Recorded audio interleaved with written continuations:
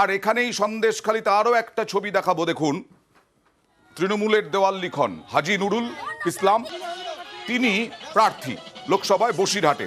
সন্দেশখালিতে দেওয়াল লিখন হচ্ছে মহিলারাই, যাদেরকে চুনোপুটি বলেছিলেন রেখাপাত্র, আক্রমণ করেছিলেন তৃণমূলের মহিলাদের, তারাই এখানে প্রচারে দেওয়াল লিখন করছেন মহিলারা। কথা বলবো প্রতিনিধি অনুপমের সঙ্গে। অনুপম, এই চুনোপুটি নাকি এরা তৃণমূলের, না এর সঙ্গে আন্দোলনেরও যোগ ছিল এই মহিলাদের, নাকি আন্দোলনের সঙ্গে কোনো যোগ ছিল না, এরা তৃণমূলের সমর্থক?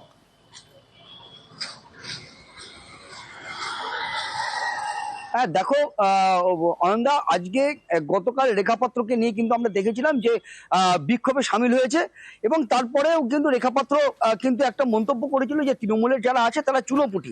এরপরে আজকে সকাল থেকে কিন্তু দেখা গেল যে সেই চুনোপুটি বলে যাদেরকে সম্বোধন করেছিল রেখাপাত্র, সেই গ্রামেরই সেই মহিলারা কিন্তু আজকে একদম গানের তালে তালে নাচ করে আবির খেলে কিন্তু হাজী নুরুল ইসলামের নামে কিন্তু দেয়াল লিখছে। এবং এখানে কিন্তু একটা বড় প্রশ্ন, যে বিরোধীরা, রাজ্যের বিরোধীরা কিন্তু বারবার প্রশ্ন তুলেছিল যে এই সন্দেশখালিতে যে মা বোনদের যে ধর্ষণ হয়েছে বা নির্যাতিতা হয়েছে, এর বেশ অধিকাংশটাই তার ভুয়ো বানানো, তার বিজেপি ষড়যন্ত্র এটা কিন্তু বলেছিল।